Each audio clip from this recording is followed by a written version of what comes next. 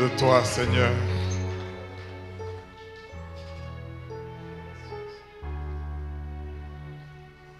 En toi toujours, Seigneur. Nous ne voulons pas être loin de toi. Merci de nous exaucer, de nous fortifier, de toujours nous garder dans ta présence, parce que heureux ceux que tu admets en ta présence. Oui, prends la direction et le contrôle de toutes choses, Seigneur. Parle-nous. Merci pour ce que tu fais. Cher Saint-Esprit, merci de toucher chacun selon son besoin. D'ouvrir les yeux de ceux qui ont besoin de voir, les oreilles de ceux qui ont besoin d'entendre, de présenter Jésus et de susciter en nous l'amour. Merci Seigneur. Ouvre-nous l'intelligence pour que nous puissions comprendre les Écritures et marcher en conséquence. Te faire du bien, te faire plaisir, nous savons que ta joie est notre force. Tu guéris les malades et tu libères les captifs à tout point de vue, qu'il en soit ainsi. Au nom de Jésus. Amen. On peut acclamer mieux que cela le roi des rois et le Seigneur des seigneurs. Alléluia. Amen. Veuillez bien vous asseoir, bien-aimés frères et sœurs. Que Dieu vous bénisse pour ce moment merveilleux que nous passons ensemble. J'accueille et bénis tout le peuple de Dieu, les bishops, les pasteurs, tous, partout où vous êtes, c'est toujours une joie quand nous nous retrouvons ici et puis avec les enfants de Dieu. Je bénis le Seigneur pour tout ce qu'il fait. Nous avons passé ce moment ensemble. Que son nom soit loué. Et nous allons partager la parole de Dieu. Comme l'évêque Adolphe l'a dit, c'est le premier dimanche du mois. Je sais que tous n'ont pas les calendriers, parce que ceux qui ont jeté un coup d'œil à notre calendrier, qui est notre programme spirituel d'action pour toute l'année, ils verront que tout ce mois est dédié à la prière. De sorte que tous les jours impairs, nous nous retrouvons en assemblée de l'église pour prier. Tous les jours impairs. Lundi, mercredi, vendredi, pourquoi pas dimanche. Mais ce qui se fait à Kin, je ne sais pas si ça sera possible que vous la fassiez ici. Ce n'est pas le pasteur Mokili Yenga fidèle, j'inverse aussi comme maman Judith aime inverser les noms des gens, qui va me contredire. Nous formons 12 équipes d'intercession.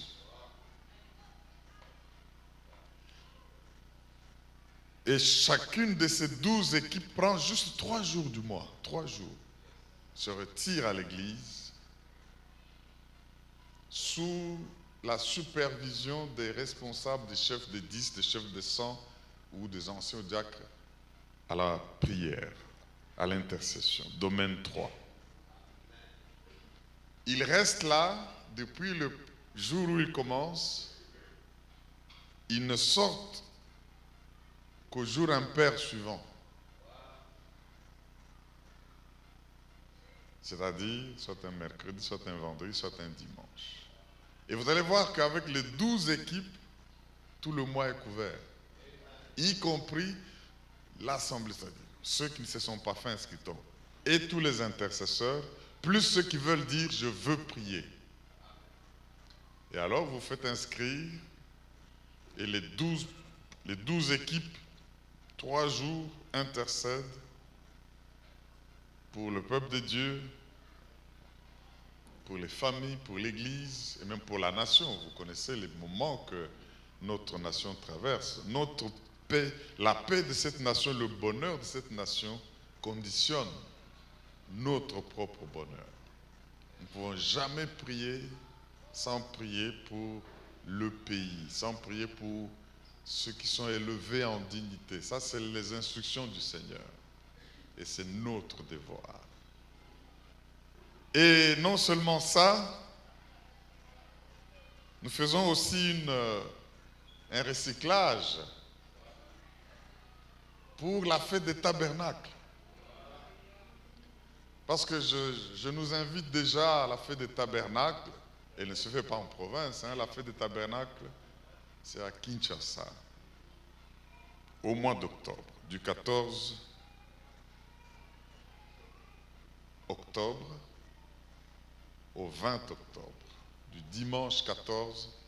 Et nous avons le 13 déjà qui est un samedi, notre assemblée générale. Le samedi 13. Et maintenant, dimanche 14, nous ouvrons jusqu'au samedi 20. Vous êtes tous invités. Demande à ton voisin, est-ce qu'il y a aussi au Kendakin?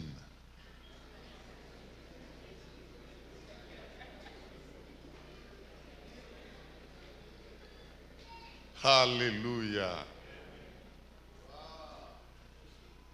Alors, à cause de cela, comme on sait que tout le monde ne monte pas à Jérusalem, nous faisons un séminaire de recyclage pour que même ceux qui sont restés comprennent. On connaît bien la Pâque, on connaît bien la Pentecôte, mais quant au tabernacle, si je pose des questions ici, ça sera compliqué. Juste là, quelle est la différence entre le tabernacle et les tabernacles?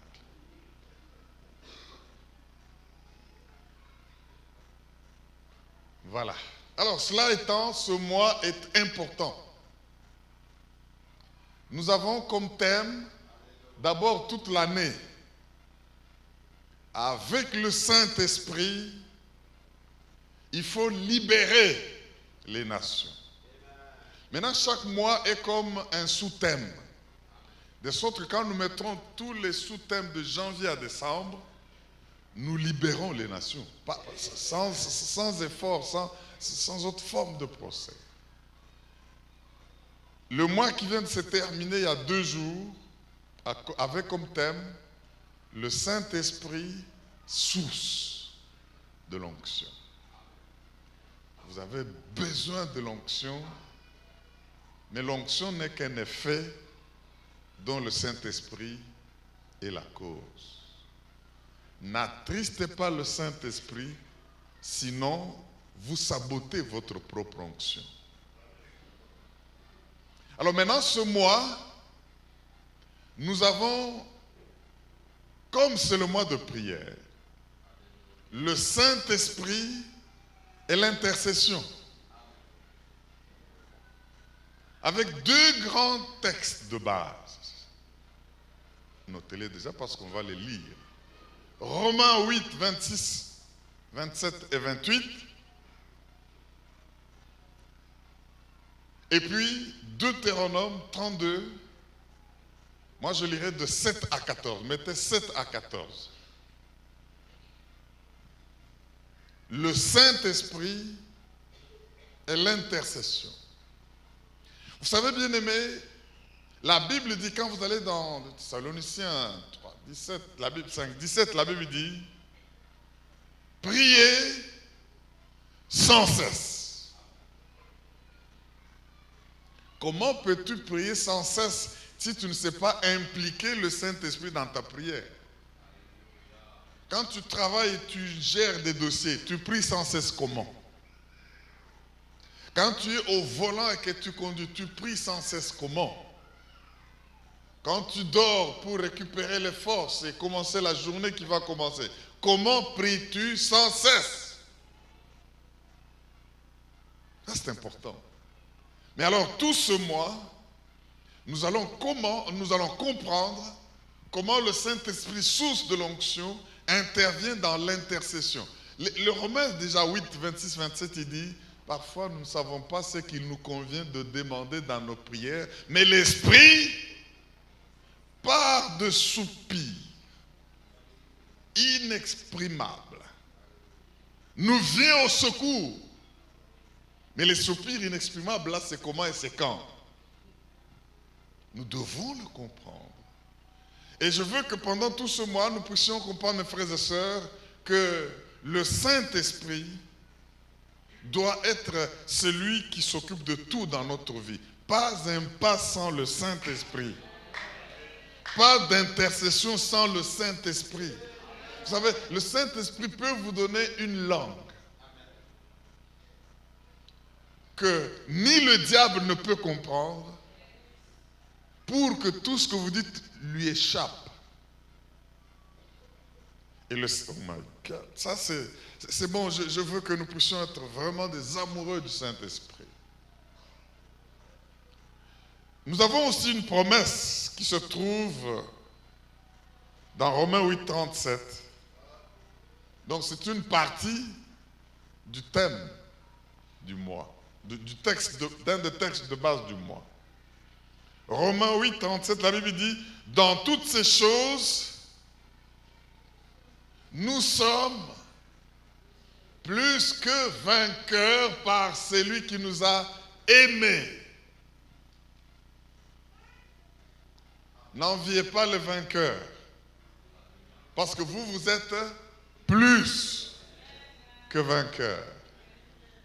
Je crois qu'il y a des personnes qui n'ont pas compris c'est quoi devenir plus que vainqueur par celui qui nous a aimés. Plus que vainqueur. Quand tu donnes ta vie à Jésus, et je prie ceux qui n'ont pas encore donné leur vie à Jésus-Christ, de le faire aujourd'hui et maintenant. On nous a dit que nous ne savons pas mettre des temps et des circonstances. C'est pour cela que vous écoutez cette parole.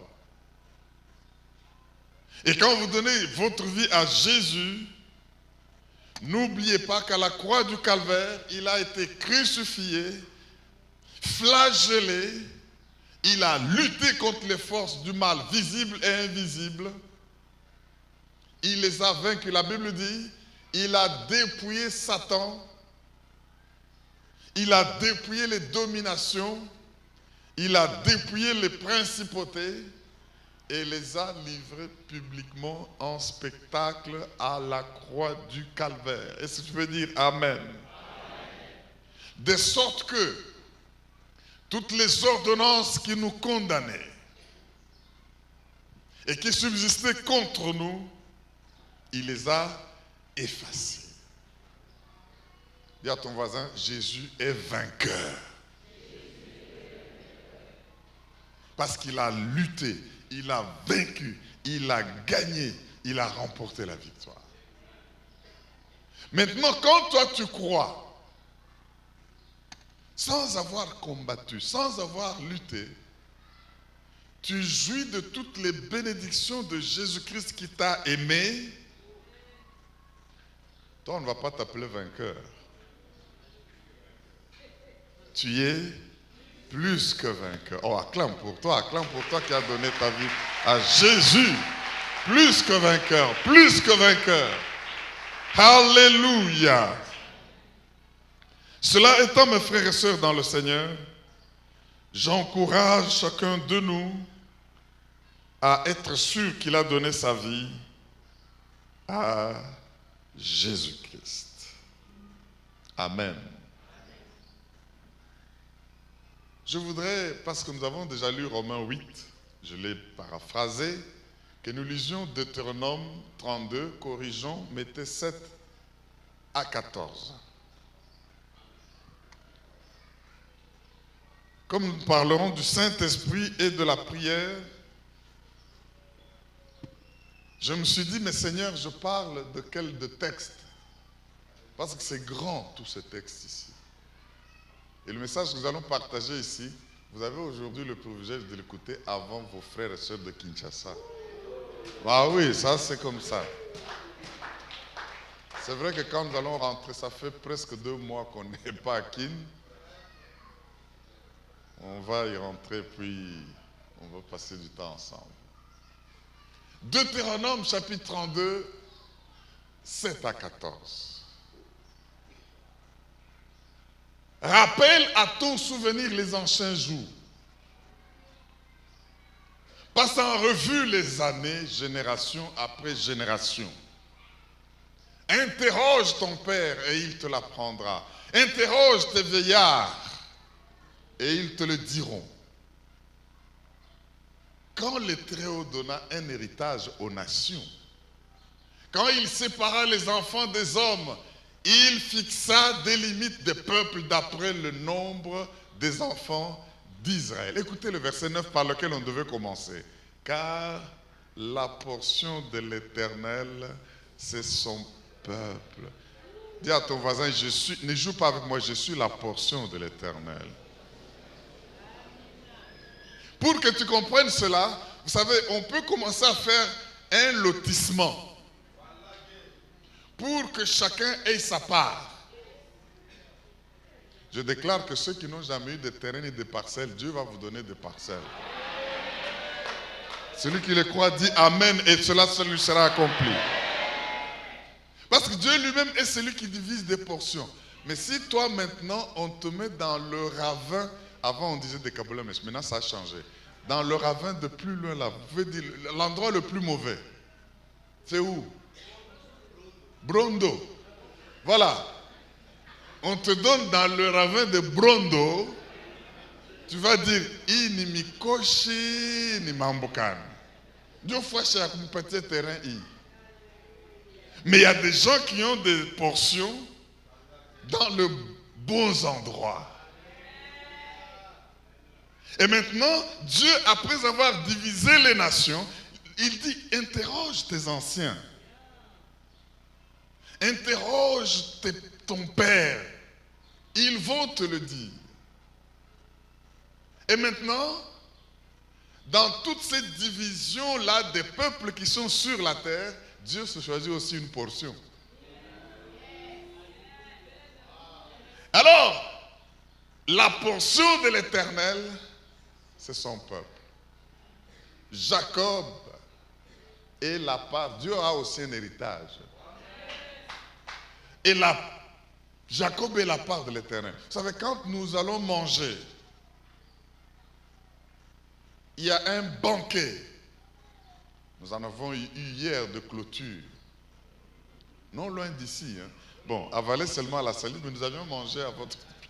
Quand il y a un banquet, tout le repas est bon. Bien préparé. Vivez l'instant là. Tu ne peux pas tout manger, même si tu es un grand gourmand. Amen.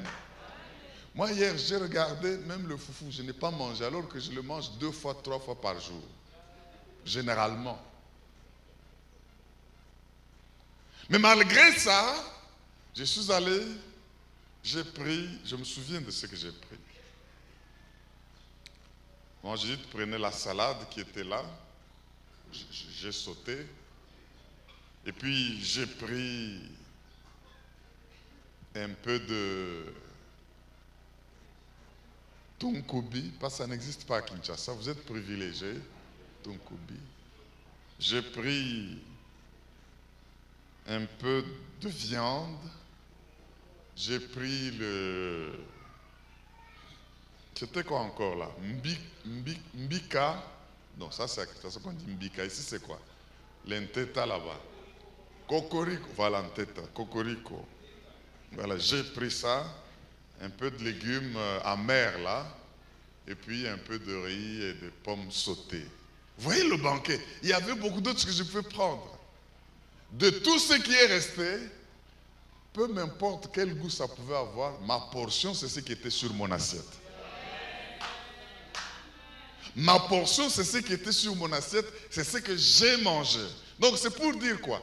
Dieu peut avoir été le créateur de tous les humains qui sont sur la terre, mais ce qui est sur son assiette, ce qui est sa portion, ce qui est son héritage, c'est son peuple.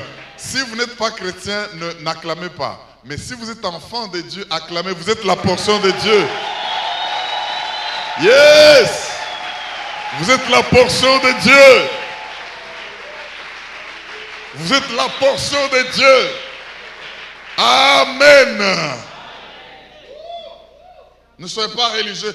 Assurez-vous, est-ce que vous êtes la portion de Dieu? Parce que la portion de Dieu, c'est son peuple. À tous ceux qui l'ont reçu, il a donné le pouvoir de devenir sa portion. De devenir son peuple, de devenir enfant de Dieu.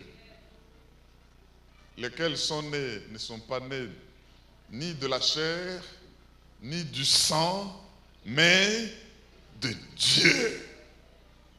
Vous pouvez naître de Dieu. Ne dites pas, niko kiumbe ya Mungu. Kwa kiumbe ya Mungu haina mambo? Hata bampevu ni biumbe ya Mungu.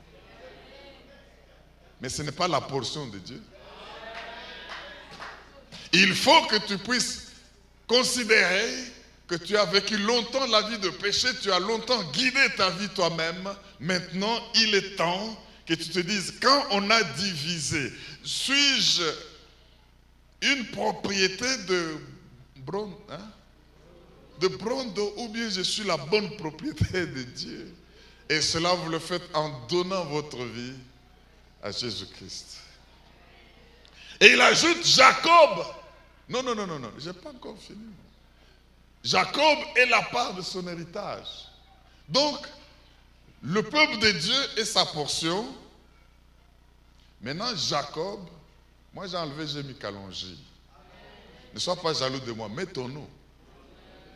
Dieu a une portion, mais dans cette portion-là, dans Israël, là, il y a des individus dont Dieu dit, j'ai un héritage, mais dans cet héritage, il y a des personnes qui sont la part de mon héritage.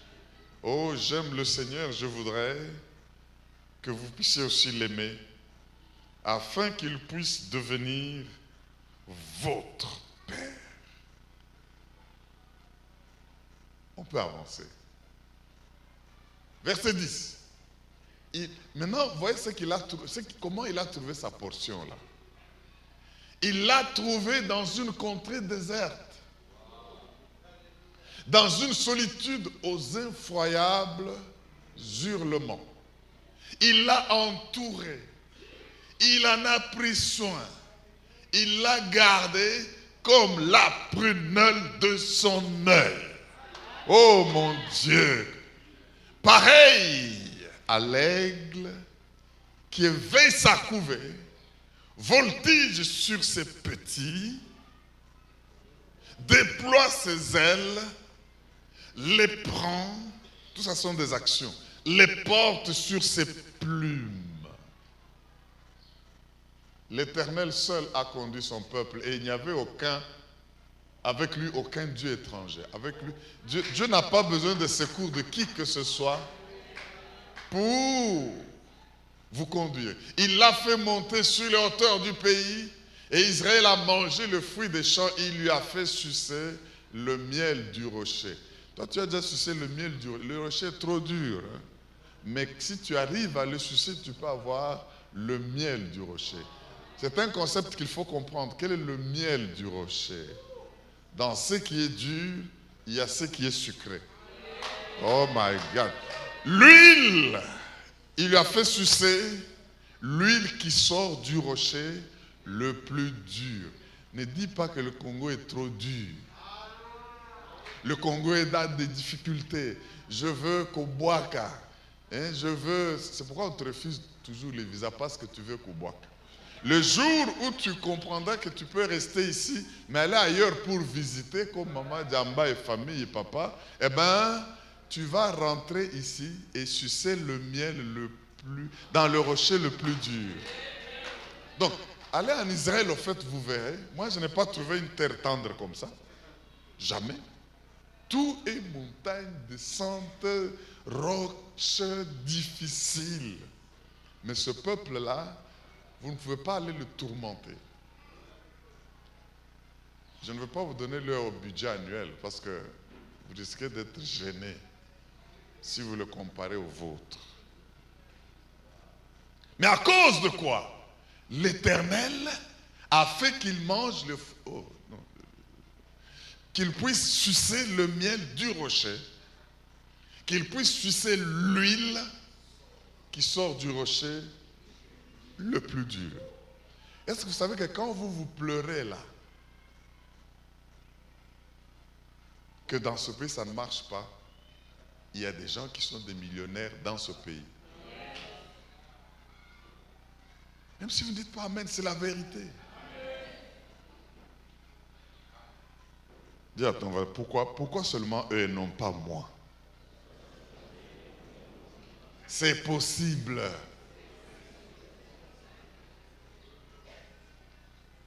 Si vous venez à Kinshasa avant octobre, nous allons avoir au milieu du mois une conférence des millionnaires. Acclame bien, je vois que ce n'y a que ceux qui ont compris qui acclament. Alléluia! Parce que c'est possible de sucer le miel du rocher. Vous savez, si vous étudiez les propriétés du miel, parce que le Seigneur utilise les images de manière à ce que si vous étudiez les propriétés naturelles de ces éléments, vous transposez dans le spirituel et vous comprenez ce que Dieu va faire pour vous. C'est pourquoi il se compare à l'aigle. On peut continuer. Verset 14. Tu es allé à 15. 14. Il les fait sucer la crème des vaches et le lait des brebis avec la graisse des agneaux, des béliers, de basan et des boucs avec la fleur du froment, et tu as bu le sang du raisin. Le raisin, c'est le sang du raisin. Non, le vin. Dis à ton voisin, est-ce que vous savez que le raisin est à la kanamakila?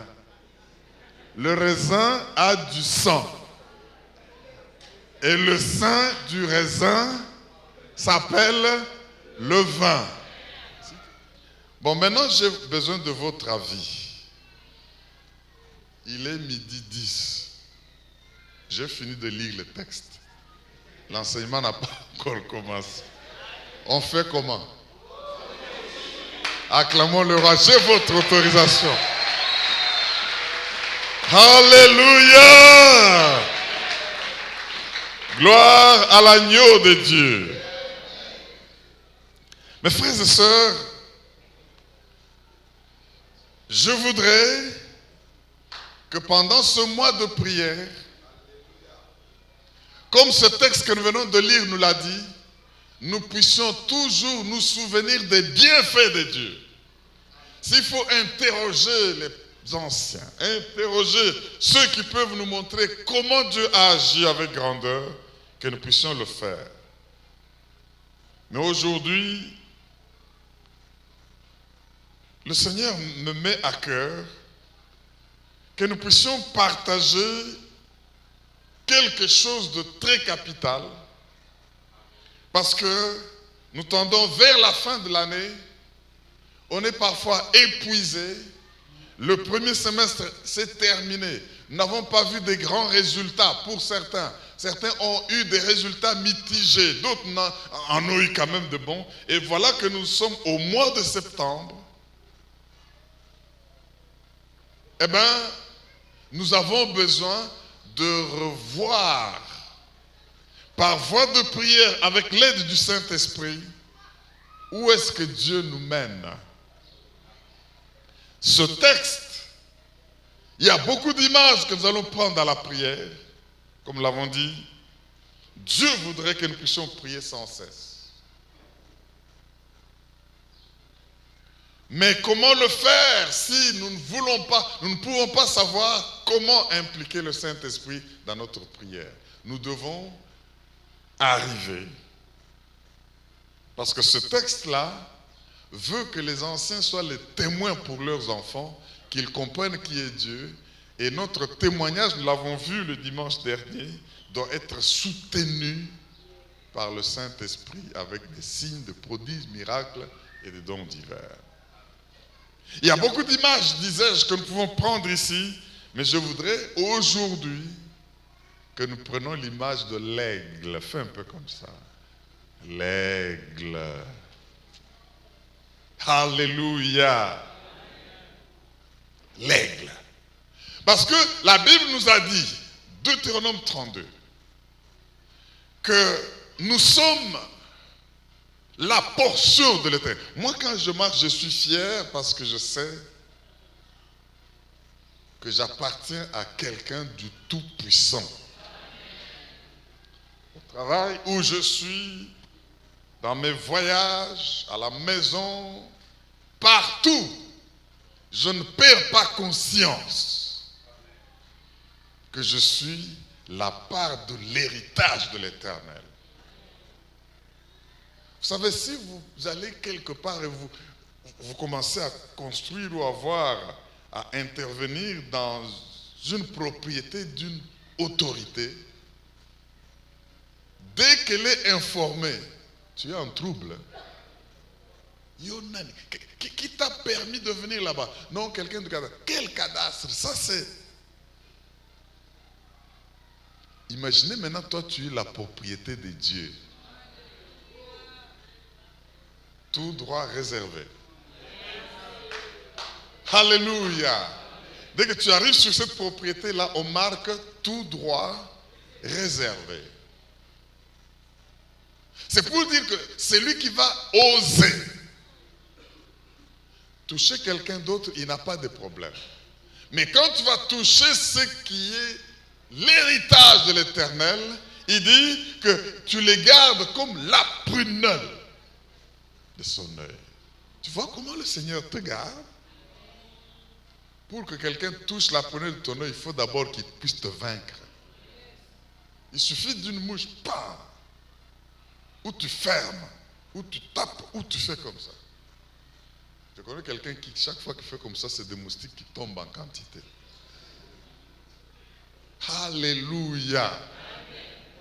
Il faut que tu puisses te faire avoir cette idée en toi, savoir qui tu es. Mais je ne veux pas parler de la prunelle, mais je veux parler de l'aigle. Il dit, il l'a trouvé dans un endroit de grande solitude, aux hurlements effroyables. Donc une souffrance terrible. C'est déjà l'idée du peuple de Dieu en Égypte, comment il a souffert. Dieu l'a sorti, et puis dans le désert, avec les serpents, les scorpions, le manque d'eau, le manque de nourriture, Dieu... Alors il faut voir cela comme partant Égypte, désert, et puis terre promise. Pour commencer à sucer l'huile du rocher, commencer à sucer, à boire le sang du raisin. Quand vous regardez ces étapes, vous pouvez vous dire que Dieu est fidèle.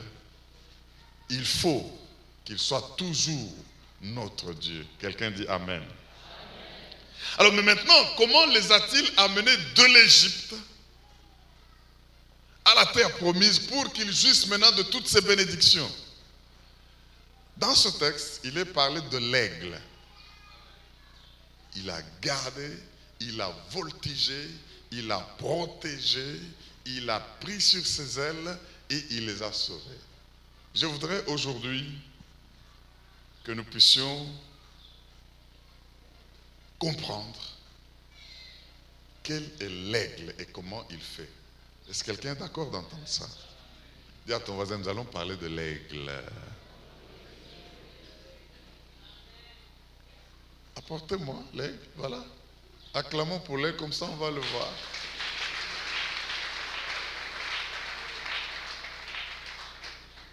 Dis à ton voisin, celui-ci, il va aller jusqu'à qui?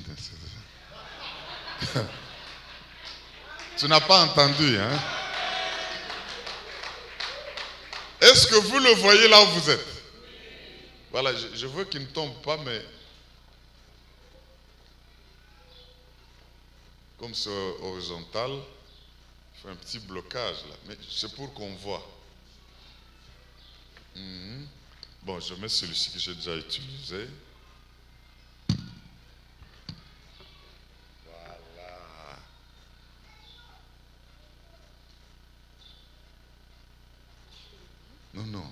tu restes là, tu vas interférer.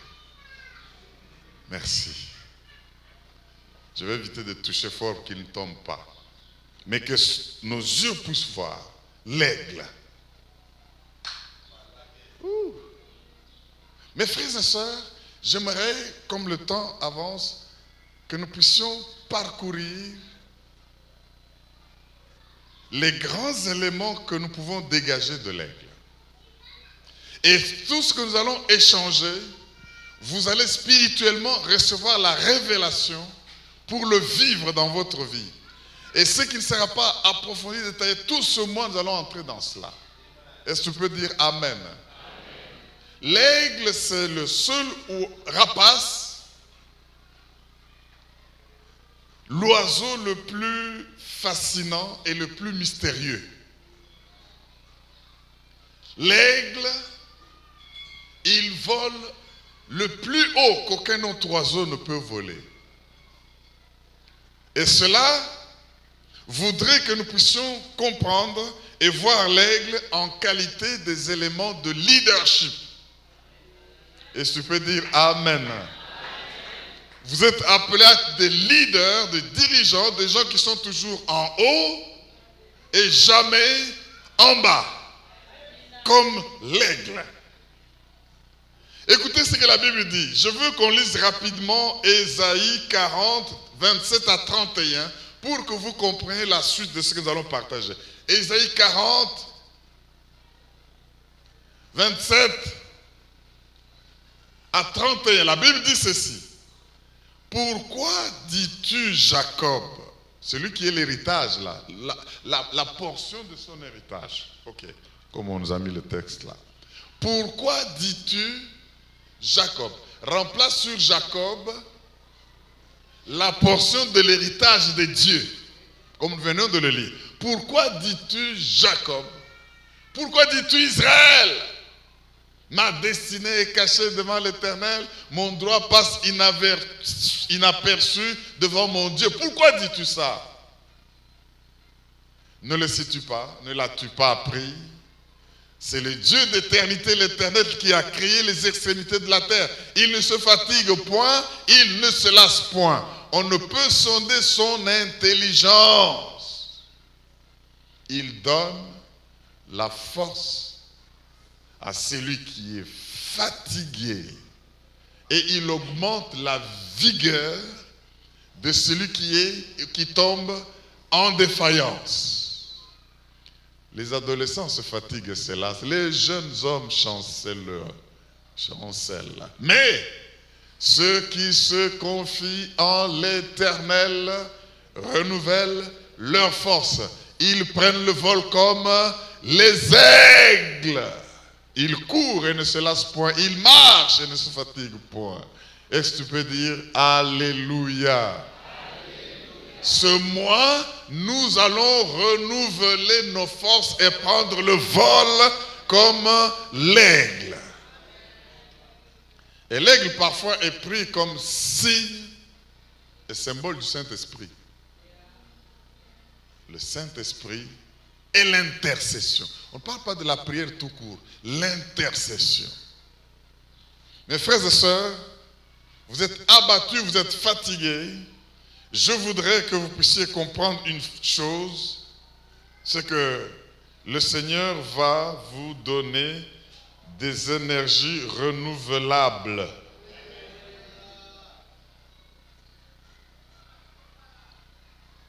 Pas rechargeables. Renouvelables. Les énergies renouvelables sont inépuisables. Il suffit seulement de savoir comment les renouveler.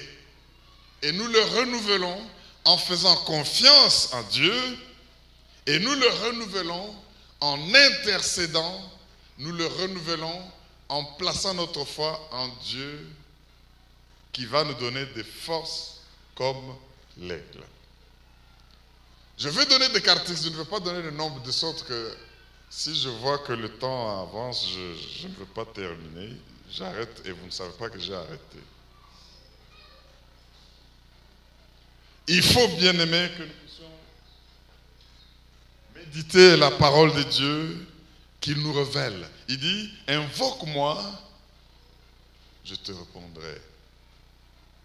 Et il dit à la suite, je t'annoncerai des choses cachées, des choses que tu ne connais pas. J'affirme que ce que tu ne connais pas te détruira et ce que tu connais t'élèvera. Ce que tu ne connais pas te détruira et ce que tu connais t'élèvera. Premier principe.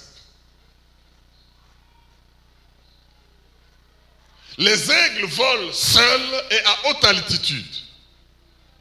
Ça, c'est ce que nous observons. Mais nous devons, à chaque observation de l'attitude de l'aigle, dégager une loi du leadership. Qu'est-ce que nous pouvons tirer par là? Le fait que les aigles volent seuls et à haute altitude, nous devons retenir une chose, il faut vous éloigner des gens bornés. Il faut vous éloigner de gens qui peuvent vous faire tomber. L'aigle ne vole pas avec les hirondelles, l'aigle ne vole pas avec les poules, l'aigle ne vole pas avec les oiseaux de la basse-cour, l'aigle vole avec des aigles. Celui qui ne peut pas te hisser finira absolument par t'abaisser. Alléluia. Il faut que tu puisses choisir ta compagnie. Bien-aimé, deuxième fait.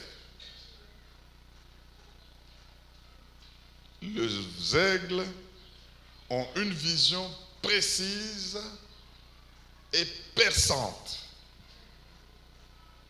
L'aigle peut voir jusqu'à 5 kilomètres de là où il se trouve.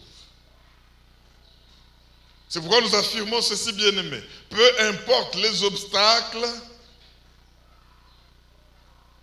l'aigle ne dévie pas son attention de sa proie jusqu'à ce qu'il l'attrape. Peu importe les obstacles. Alors pendant ce mois de prière, nous devons comprendre cela. Nous devons avoir la vision et rester concentrés.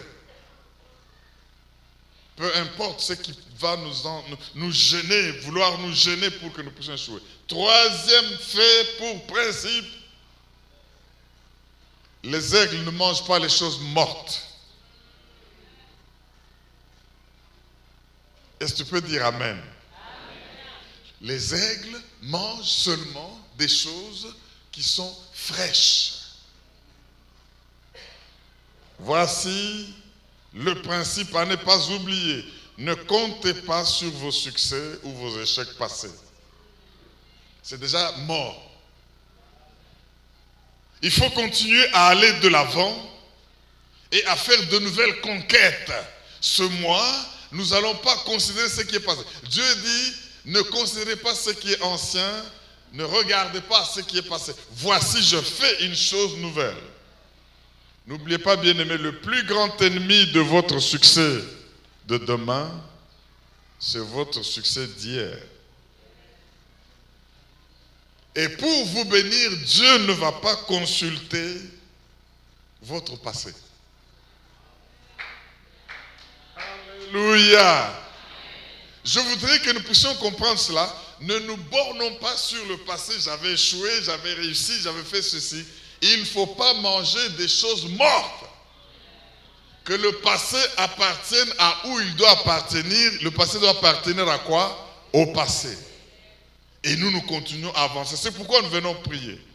Quatrième fait que nous remarquons est le principe qui en découle. Les aigles aiment la tempête. Pendant que les petits oiseaux se cachent dans les feuillages, là, ils commencent à se cacher et que les bêtes sont en train de fuir, l'aigle est content. C'est pourquoi j'aimerais que quand vous voyez que les choses s'empirent, les choses se dérangent, la crise devient difficile. Nous avons dit à notre conférence avec les inondations ceci, que les crises sont le tournant vers le changement. Pour qu'il y ait changement, il faut qu'il y ait crise. Quand vous êtes dans l'avion et qu'on veut commencer à descendre et qu'il y a un mauvais nuage, comme un nimbus là-bas, qui va faire que l'avion puisse bouger et avoir des problèmes, on va vous dire, asseyez-vous, serrez vos ceintures. Ça, c'est pour vous dire que nous allons changer de niveau. Est-ce que vous pouvez dire amen? En tant qu'aigle, entraîné par le Seigneur dit, il voltige, il les forme, il réveille sa couvée, il la protège, il l'entraîne. C'est pour dire que Dieu voudrait que comme il est aigle, toi aussi tu sois aigle. Oh, alléluia. Alors l'aigle aime la tempête. Quand les nuages se rassemblent là, l'aigle est excité. Vous allez le voir déjà dans les airs. Là. Il reste même seul. Tous les petits oiseaux vont se cacher. Est-ce que quelqu'un peut dire Amen? Pourquoi? Parce que l'aigle utilise la tempête. Il va vers le grand vent. Et il se sert de la puissance qui est dans ces vents pour commencer à planer. Et ça, ce n'est pas tous les oiseaux qui le font. Si vous êtes dans une plage et en train de vous nager ou en train de faire tout ce que vous voulez, vous allez voir, on dit, il y a des grandes vagues, on vient vous dire fouillez. Parce qu'on ne sait pas quelle tempête va avoir lieu. Mais pendant que vous fouillez, vous allez voir les gens qui ont des skiboards là-bas. Des surfeurs là. Vous fouillez et ils rentrent. Pourquoi? Parce qu'ils aiment ces vagues-là, ils vont commencer à patiner là-dessus, à monter. Est-ce que vous voyez la différence? Vous ne devez... Quand vous venez là, vous pleurez, non, la situation est difficile. Moi, je vous tire les oreilles. Parce que c'est le moment où Dieu veut que vous puissiez faire la différence. Si vous ne pouvez être béni que quand on bénit toutes les poules, tous les coqs, tous les dindons, tous les ceci, alors, quelle sera votre différence? Eux, ils mangent même les choses mortes. Je voudrais que quelqu'un entende ici que je ne dois plus mener une vie de la basse-cour. Allez dans les magasins, les boucheries, vous ne trouverez pas les viandes des lions. Vous ne trouverez pas les viandes des aigles. Est-ce que vous pouvez dire Alléluia? Un aigle peut même trouver un bébé comme ça. La maman cultive le champ là-bas. Il a laissé un tout petit bébé parce qu'il ne pouvait pas le laisser à la maison. Il le voit là en train de monter avec l'aigle. Il est venu prendre et il part là-bas. Vous commencez à dire chien. Il ne lâche pas. Il introduit les... Oh my God. Soyez prêts de sorte que... Vous savez, moi quand j'ai déjà quelque chose dans mes dents là-bas, si vous me l'arrachez, vous êtes fort. À moins que ça se déchire. Mais je tiens ce qui est à moi. Acclame pour toi en tant qu'aigle. Yes! Alléluia! Le Seigneur veut que nous soyons comme ça et il nous forme. Vous savez, bien-aimés, les perdants sont perdants parce qu'ils lâchent le focus. Et les gagnants sont gagnants parce qu'ils refusent d'être distraits. L'aigle a cette vision-là et ne peut pas se laisser distraire. Cinquième caractéristique. Je vais vous parler de l'intimité des aigles. Est-ce que quelqu'un peut dire Amen? Il y aura une fois où on pourra faire un séminaire de mariage ici. Des couples, je veux dire.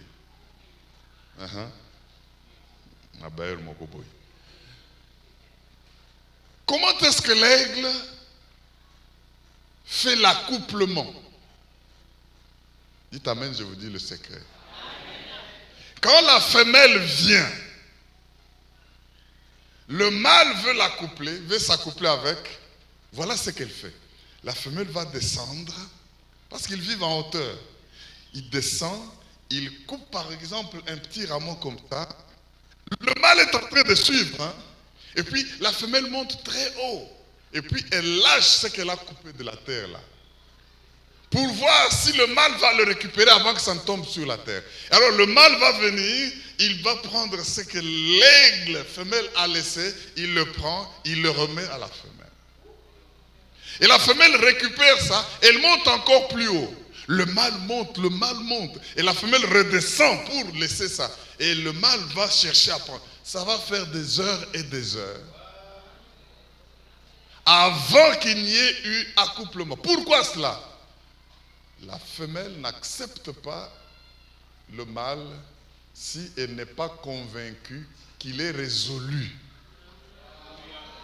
de suivre cette femelle là-bas.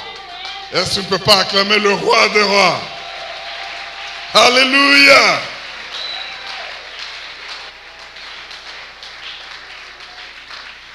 Il faut que le mâle fasse preuve de l'engagement. Il n'a pas dit non, toi tu commences seulement, moi je te retourne, ça tu laisses tomber, je te retourne, tu laisses tomber. Elle va vouloir s'assurer que le mâle est engagé et déterminé de faire route ensemble avec elle. Est-ce que tu peux dire amen? Ça c'est pour dire quoi? En tant qu'aigle, dans votre travail, dans vos activités, n'admettez que des gens qui ont fait preuve d'engagement. N'acceptez que des gens qui ont fait preuve de détermination. N'acceptez pas le tout premier venu. Chère sœur, même si on dit que tu fais les fiers, tu peux faire ces fiers-là. L'homme doit prouver qu'il est déterminé de faire route avec vous. N'allez pas dire non, Mboulessé Poussani, je dois accepter. Tu risques d'accepter et tu tombes dans un piège. Que Dieu vous bénisse. Est-ce que tu peux dire Alléluia? Est-ce que je parle aux aigles en Seigneur? Acclamez bien le Dieu puissant. Alléluia! Que ce soit dans la vie ou dans l'entreprise, il faut tester l'engagement des personnes destinées à s'associer à vous. Ça, c'est très important. 6e point. Les aigles préparent leurs petits pour l'envol. Vous savez comment l'aigle fait? Il va venir au niveau du nid. Il enlève toutes les herbes douces là.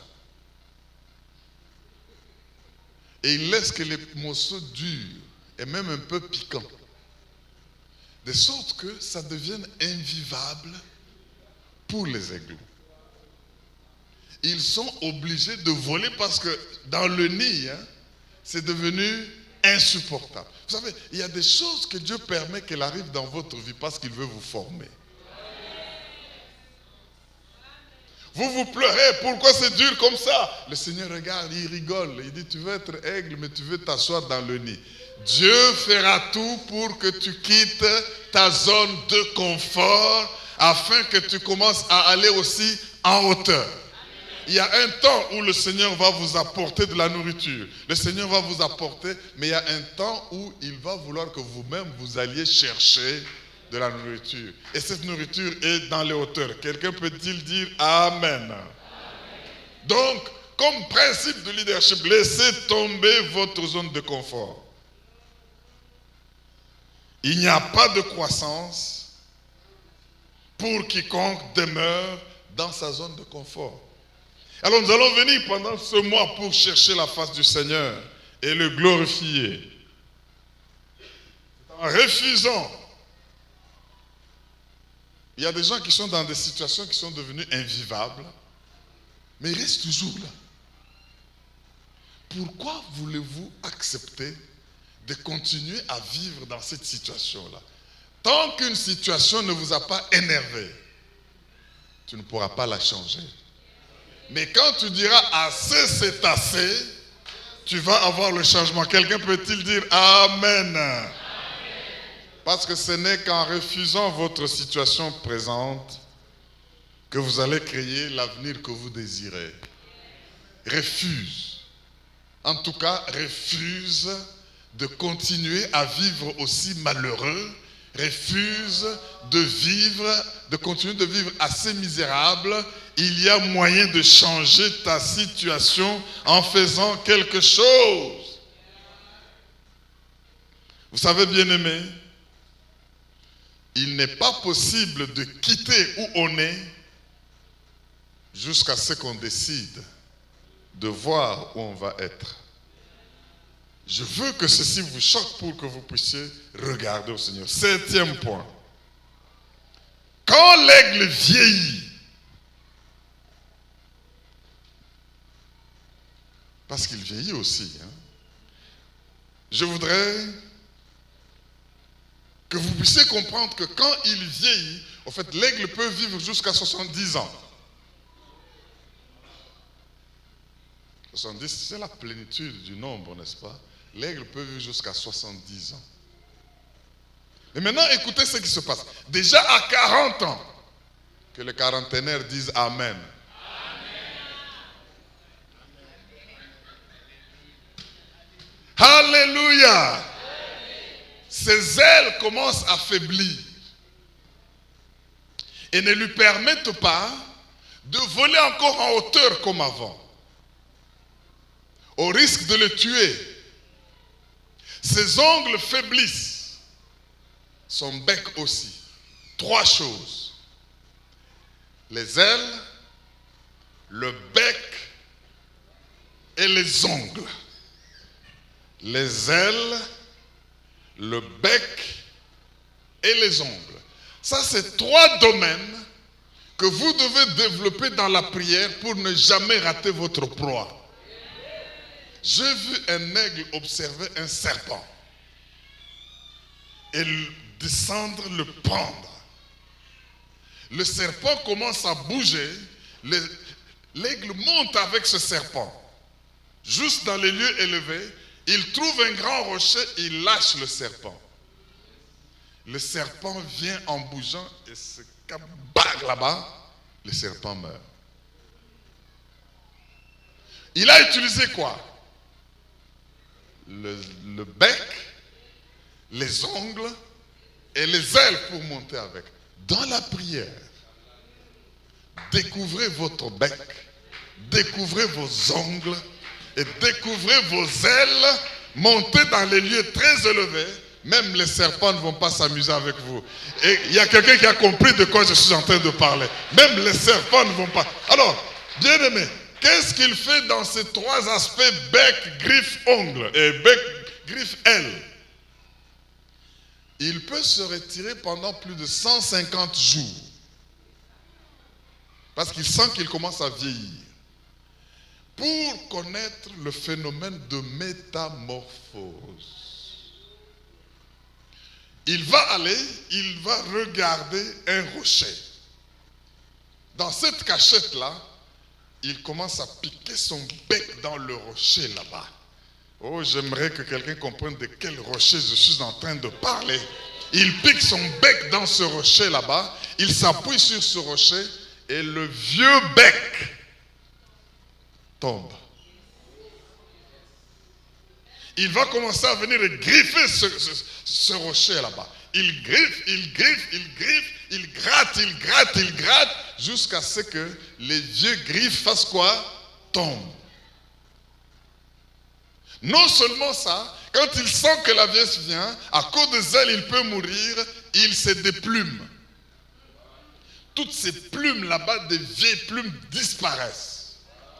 Il reste totalement nu. Sans plumes. Il reste, comme on dit, à poil. Les 3 choses étant tombées, ça c'est une épreuve rude. Il y a du sang qui coule là-bas. Il y a de la douleur. Pendant ces 150 jours, pratiquement 5 mois, il se reconstitue.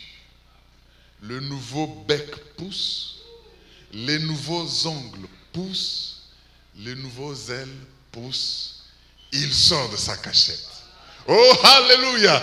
Je veux que ce mois de septembre soit un mois où nous nous déplumons, un mois où nous enlevons nos becs, un mois où nous enlevons nos griffes en tant que des aigles, pour nous reconstituer et reprendre l'envol. Et quand il sort là, il peut voler maintenant plus haut qu'il ne pouvait le faire. Acclame bien l'aigle, acclame bien l'aigle, acclame bien l'aigle. Alléluia. Merci Jésus. Quel est le principe que nous tirons là-bas? Nous avons besoin, bien-aimés, nous avons besoin de nous défaire, de nous libérer des vieilles habitudes. Peu importe la douleur que cela peut entraîner. Si nous voulons voler encore plus haut, nous devons nous défaire de vieilles habitudes. Nous devons nous défaire des choses qui pèsent sur nous et qui ne nous ajoutent rien. Bien-aimés, tous ceux, même les amitiés là, qui ne vous apportent rien, ne sont pas nécessaires. Ce qui ne vous apporte rien dans la vie n'est pas nécessaire. Mais pourquoi continuer à l'avoir? Ça va te tuer. Même si ça t'a servi hier, ces ailes-là, ce bec-là, ces ongles-là, l'ont servi quand il était encore dans une phase de la vie, mais maintenant dans une autre phase de la vie, ils ne peuvent rien faire, et il faut s'en défaire. Quelqu'un dit Amen. Amen. Examine bien avec qui tu es. Examine bien quelles sont tes habitudes. Examine bien qu'est-ce qui pèse sur toi pour rien, dont tu peux te débarrasser. C'est pour cela que nous devons comprendre, bien-aimés, tout ce qui ne contribue pas à changer votre vie en bien n'est pas nécessaire. Ça, c'est un principe. Et je donne un autre. Les champions sont prêts à faire des choses qu'ils haïssent pour obtenir des choses qu'ils aiment. Les champions sont prêts à faire des choses douloureuses. Quand ils tapent là, ça lui fait très mal. Parfois, le sang est en train de sortir. Quand il griffe le rocher, quand vous marchez avec le Seigneur Jésus, il y a des choses qu'il va vous demander de faire qui vont vous faire mal. Qui peuvent même vous faire sortir du sang. Mais si c'est pour votre transformation, votre métamorphose, faites-le. Parce que le résultat qui va en découler, c'est un résultat de bénédiction. Est-ce que quelqu'un peut dire Amen? Qu'est-ce que la Bible dit? 2 Corinthiens 4,16 nous dit quelque chose de très capital et de très important. 2 Corinthiens, chapitre 4, verset 16. C'est pourquoi nous ne perdons pas courage. Et lors même que notre homme extérieur se détruit, notre homme intérieur se renouvelle de jour en jour. C'est pourquoi même quand nous passons nos 21 jours à la fin de l'année, nous pouvons diminuer de l'extérieur, mais notre homme intérieur, c'est ce qui est important, il va se renouveler de jour en jour. Nous devons nous dépouiller de ces choses-là. 8e chose pour l'aigle.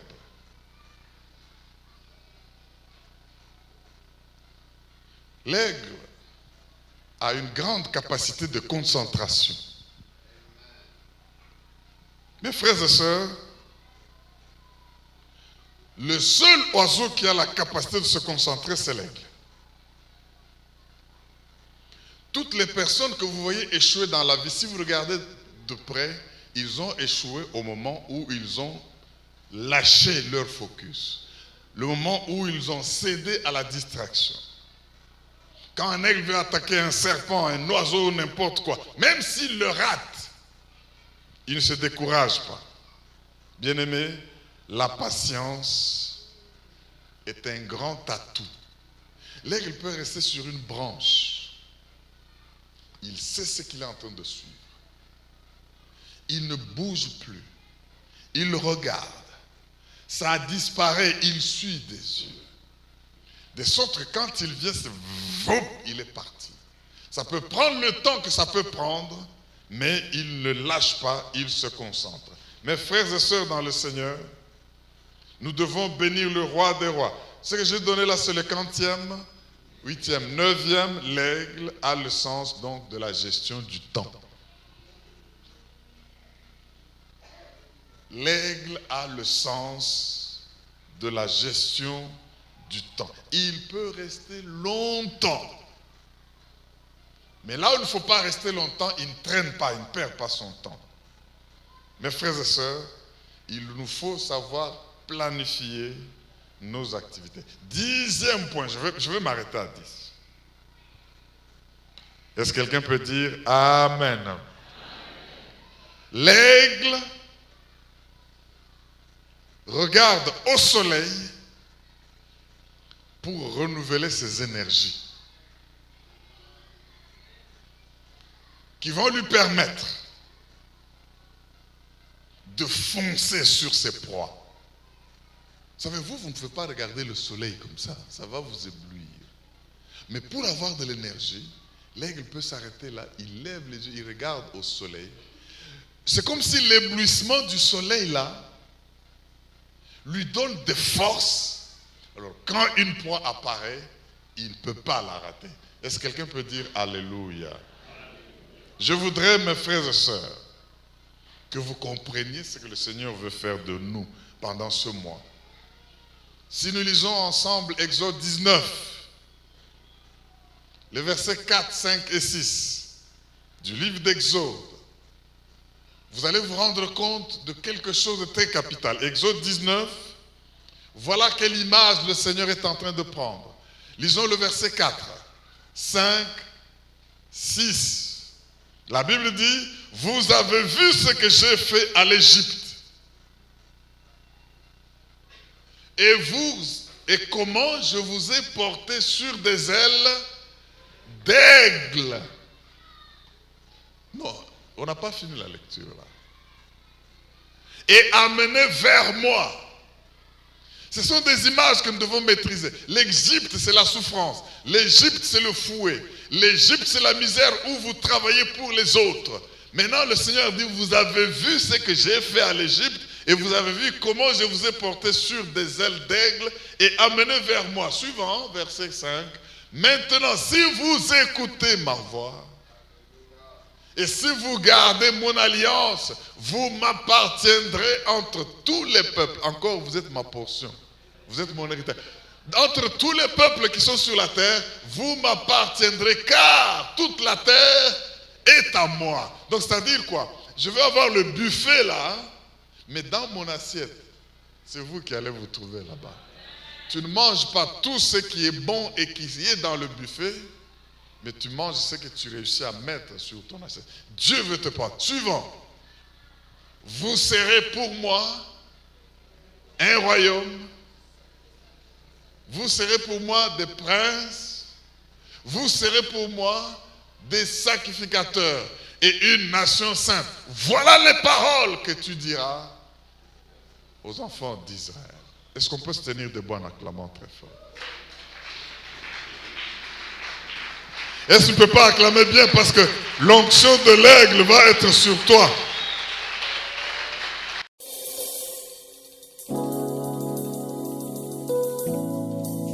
Et Jéhovah, les rois se sont succédés sur les trônes et tous sont passés. Toi, ton règne est éternel. Yesu Kakandem-Kolo, Yalibela, Aumela Seko na Seko. Amen.